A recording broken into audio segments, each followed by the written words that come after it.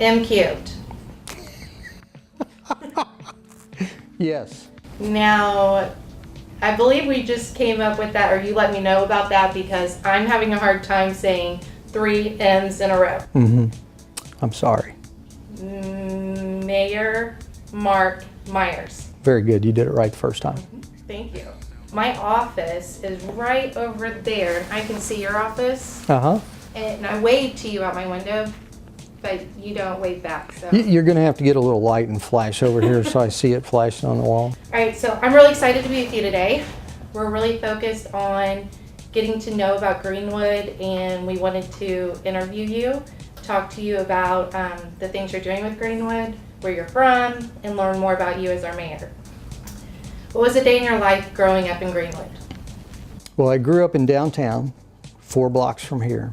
So I spent a lot of time on my bicycle or my skateboard, running around downtown Greenwood, enjoying the things, playing baseball in the neighbor's yard, which is now Vino Villa's side yard.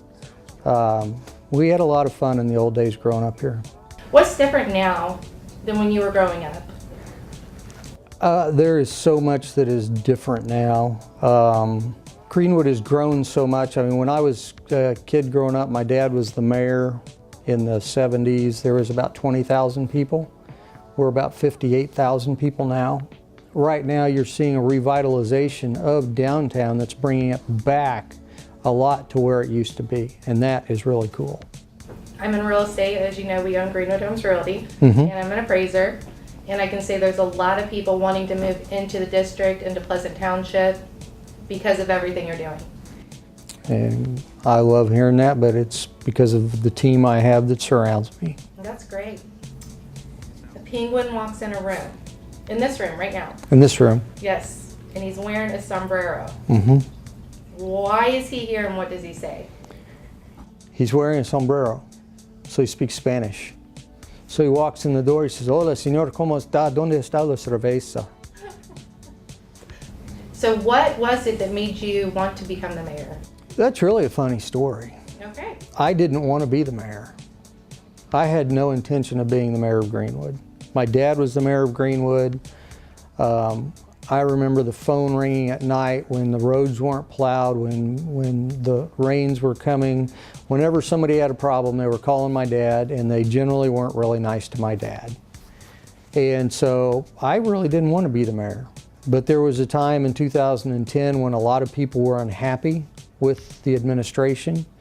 They were unhappy with the lack of growth and with downtown really falling apart. And people started calling me and telling me, "You need to run for mayor." Literally after the 12th phone call in 2 weeks, I thought, well, maybe there's something to this. And I started exploring it and praying about it, and here we are. I love that. So initially you didn't want to be the mayor? I had a really good job. I was working as a contractor at Eli Lilly's doing construction safety. I was a police officer at Southport Police Department part-time. Had a great life, so I wasn't thinking about it. It's kind of, you know, as I look back, my entire life has been brought up in public service one way or the other. Whether it was working with my dad on an ambulance because we owned an ambulance service.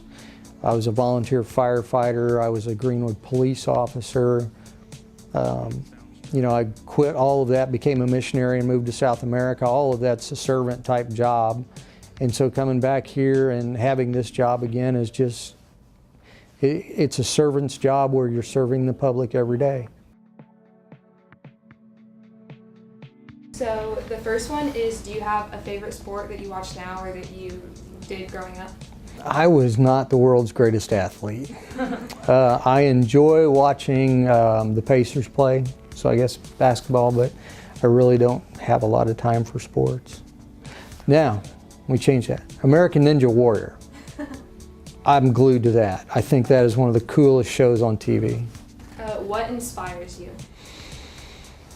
Wow.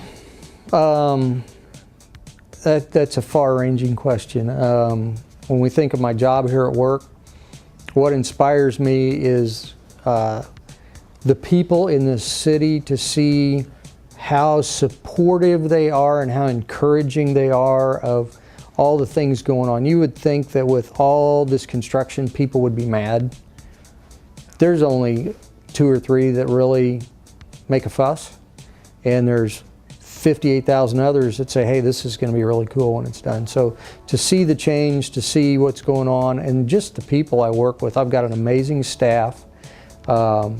They inspire me every day, and we keep each other going. And my question is, tell me what it is about Greenwood that you think my generation will want to come back and put their roots here. That is what we work for every day. That is the mission of my entire staff, is we want to make Greenwood a place where you want to live, work, and play, and stay. You and your kids will probably be the ones, when we get rapid transit buses through the city, that will want to use public transportation, so you don't have to worry about a car, and bringing people into the downtown area where people have a place to congregate, so you don't have to go down to downtown Indy to find what you're looking for. It'll be right here. Those are what we're trying to do every day, and we're seeing a lot of it happen. Sounds amazing. In conclusion, what is your end goal for Greenwood? What is like the key thing we're looking for here? Wow. That's hard to say, because as times change, things change, and you've got to realize that it's always a revolving door, and people change throughout the years, so there's really never an end game. It's trying to keep up with what we need and to see what we're going to need 20 years down the road, because we have to plan for the future for everything we do. So my end game is to keep everybody safe, keep everybody healthy, and keep everybody happy and wanting to stay here. That would be my end game.